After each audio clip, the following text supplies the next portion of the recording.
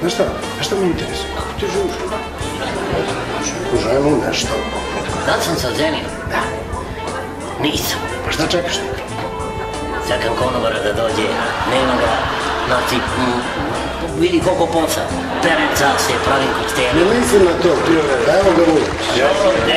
A ne mogu ja cijel dan radim sam, bre, pogledaj puna kafana. To, polako, nemoj se pravi. Nisam te pitao na to šta čekaš konobara. Pitam te za ženu.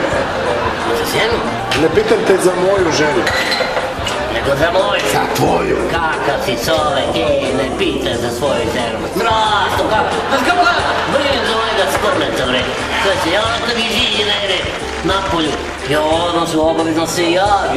Kad nisam kući, ja napišem cedulju. Ja sam ispod otiraca, ključ je u kafani, dono žena zna gde se nalazi, bre. Nisam tako, ti, vidi, ti lepo pevaš. Šta ti bi mogla snimiti, recimo neki album, postaneš poznat, da ne peva svako po kafani i to, razum. Kad bi iđe sa televizoru, bude spoznat ko Renato, pevac. Kad ti lepo nađemo, ko? Pa, dobro, ne znam, nisam. Dobro. Nema ne, brisi sasvim. Slušaj, Toto, upoznat ćemo. Imamo tu neki CD kao za PGP RTS, pa kao za City Records, pa kao ima tu dosta toga. Sitni Records, i oni isto i nije. Nije sitno, nego City. Neka su oni sitni, samo ti nešto snimi, brate, samo da se... Toto, Deda Mraz na samom startu je rekao jednu, ali ima on još jednu pesmu, ja ću da ti opevam tu drugu. Aha. Da, čuješ? Jeste.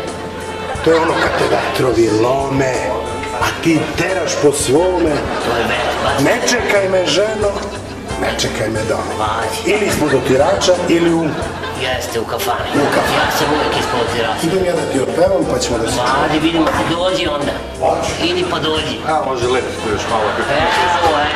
Evo, ajde, radim ko mašina, ko mašina. Ajde, šta je bez tebe, stop. Nikad ostalo jednako, šta svijetu to. Dosta.